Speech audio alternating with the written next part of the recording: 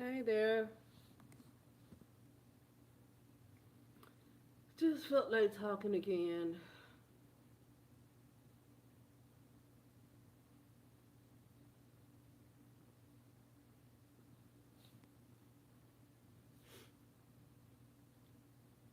Mm, I just feel like talking about. I'm looking at this video. Still looking at it. This lady said she was laid off from United Healthcare after 13 years. I guess this is a TikTok video. She was laid off from United Healthcare after 13 years. I want to say this: brown women need to do whatever it is that they want to do, and stop letting people shame them. No, she said, I'm not going to ask for money or anything like that. I just asked for you to engage in this video and share it and all of that stuff because I need to make the amount of money that I made with the company. And she said, I don't want to ask for government assistance. Okay. She said, I don't want to ask for government assistance. I don't want to do that. Why not? Had it been a white woman, she would have asked for government assistance right away. So because you're a brown woman and because you have been accused of having 50, 11 kids and getting welfare, now you don't want to get assistance when you need it? Okay, this is what I'm talking about. It's like brown women need to stop caring what everybody else think. I say this to myself too. I'm not just speaking just to people in general need to stop caring about what anybody else think. But white people, I'm gonna tell you, in the area where I live, it's mostly white, Asian, like as far as Filipino and Indian. It's brown people, but it's not a whole lot. And I can tell you that a lot of them are getting assistance from the government. But for some reason, mainstream media wants to point the finger at brown women as if she is the only one that is getting all of the public assistance and nobody else is getting it. But I'm telling you right now, I live in a city where there's not a whole lot of brown people. There's a good number, but it's not a whole lot of brown people. And everybody else is getting government assistance, and they have no shame in their game. When they need it, they get it. And it's brown women because you have people that going online that shame brown women into getting welfare, even though she probably ain't never had welfare a day in her life. She said, I don't want to get government assistance or nothing like that. I don't want it. Why? You need it now. You were laid off after working 13 years.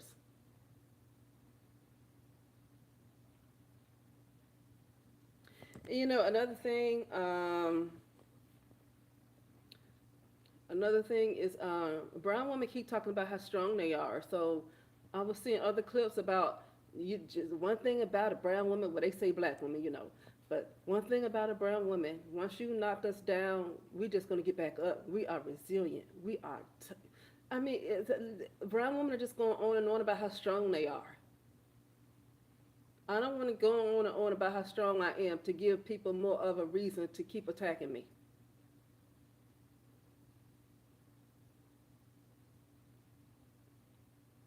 That's all I kept hearing about. The brown woman, you keep knocking her back down, she gonna get herself right back up.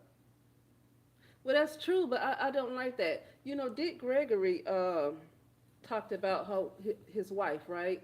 He said this several times where his wife said he used to call his wife strong and he called his car beautiful. He called his wife strong and he called his car beautiful. I don't even know if people grasp what that meant at the time. I think people will understand it if they would hear it now. But at the time that he kept saying it, when he was doing a lot of his lectures, I don't think people got it. The car is the one that's supposed to be strong, but the car was called beautiful, and he called his wife strong.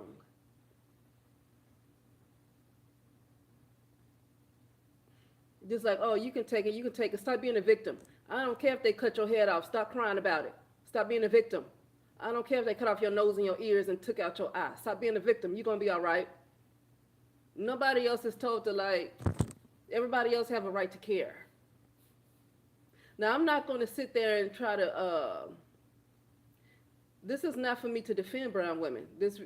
I'm done with that because I think brown women have such a strong internalized hatred that it's no need to defend brown women until they learn to love each other. It's no need to defend brown women anymore. It's no need to say anything. I have yet to see one video on any brown woman saying that we need to come together like the Asian woman, like the white woman. You're not going to hear about your Asian women losing their jobs in the United States of America. And but like I said in my last live, it's not going to be any such thing as them losing their jobs or getting laid off because they all employ each other. The Indians are employing each other. The Mexicans are employing each other. It's not really going to be any real thing as too many of them getting laid off because for the most part, yeah, they might work for other people, but they employ each other. They build up their communities. There's no such thing as them getting laid off. Not like the brown woman is. Now I'm going to say this too.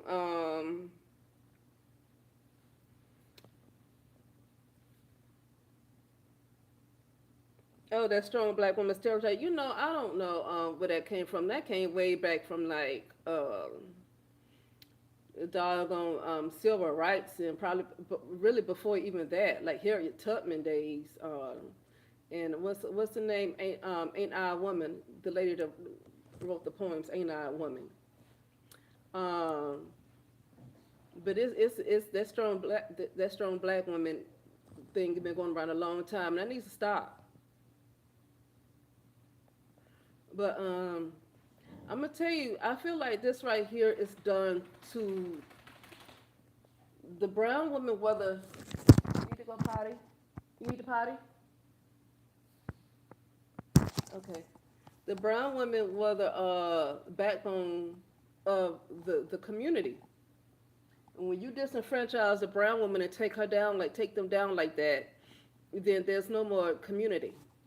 I mean, there's not one anyway, but she's being forced to let it go.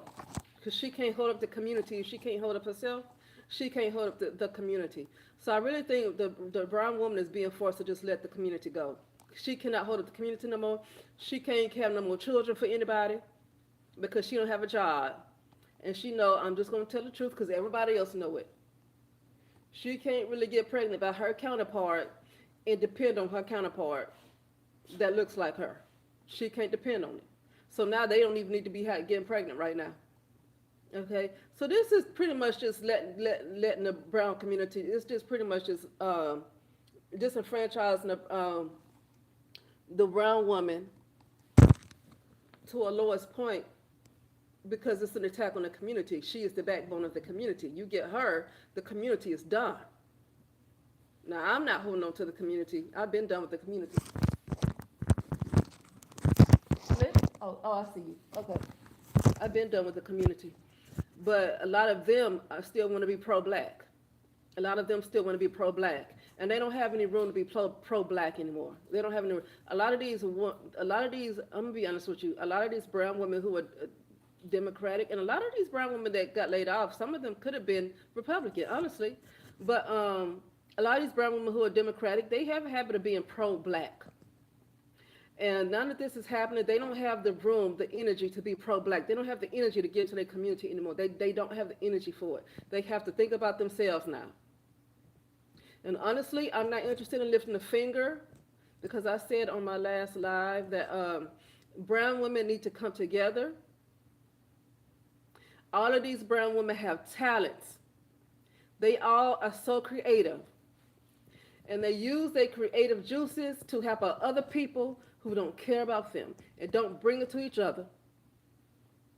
I'm not going to lift a finger to help the collective of brown women until I hear any of them say, we need to come together.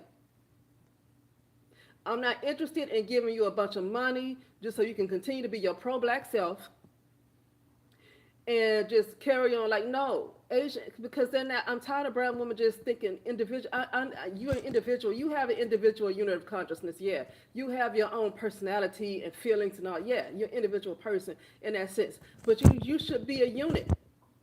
You won't see an Asian woman out here by herself like that. I don't see Filipino women out here by it. I have not seen not one. I've never seen a homeless Filipino person. I have not.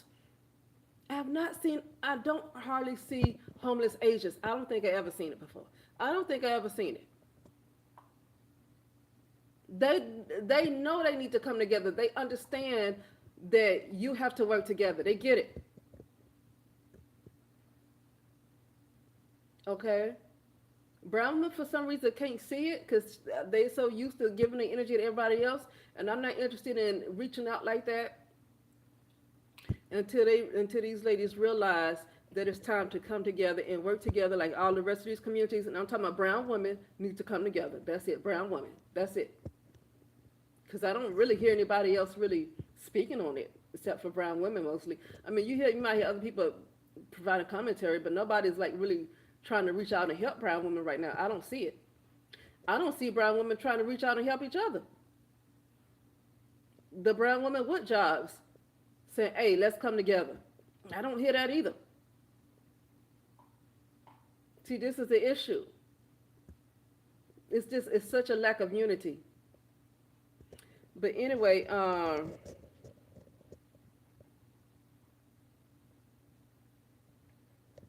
you know what the black the her internalized hatred comes from. I get that she is a lot of times that it kind of starts with their. A lot of times the brown women have a bad relationship with their mothers, a real bad relationship that their mothers literally a lot of times hate them. But also brown women, I've said this before, they worship men. They worship men more than any other woman I've seen. They worship men. And so for me, when I saw how disrespectful um, the brown women's counterparts were online with Tommy Sotomayor and with Sergeant Willie Pete and with all these other guys, Kevin Samuels, brown women didn't do anything to try to shut that down. So for me, for brown women to continue to accept that kind of behavior means that they internalize the hatred that came from these men. They they absorb the hatred. Now I feel like that's just one part because brown women been having internalized hatred for a long time. But I feel like a lot of it has also come from recently from just constantly tolerating the disrespect that online from these like even Chris Brown or even just other artists how Kodak Black, just different artists how they just tear down brown women and brown women keep supporting them. And for me, when you keep supporting something that really disrespects you and hates you, I feel like you absorb. I feel like you absorb that energy, and I feel like brown women have absorbed a lot of that negative energy that have come from them. I feel like they have absorbed a lot of that negative energy that comes from the world, but it's really from her own community. They have been told a long time ago. It's been several women that come online to warn brown women that she needs to look out for herself. It's been brown women to come online years ago, about 10 years ago, and before 10 years ago, to tell brown women how she needs to just take care of herself, how she needs to put herself first. I used to hear that message time after time after time after time. Now, some of these women I hear now, granted they're in their 20s, so around the time when those type of videos really was coming out, going strong, it was like they were probably only about 15, 16, 14 years old, you know. But yeah, um, they're gonna learn. But and now you have some of them that don't even want to take government assistance, but they're gonna have to.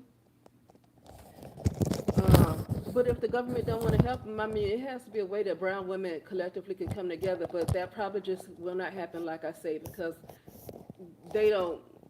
There's, like I say, there's an internalized hatred amongst brown women that, for some reason, I don't see it happening. It might happen. I hope so, but I don't see it. But I just feel like talking about that really quickly, and I'm gonna have to go, and I will talk later. Okay.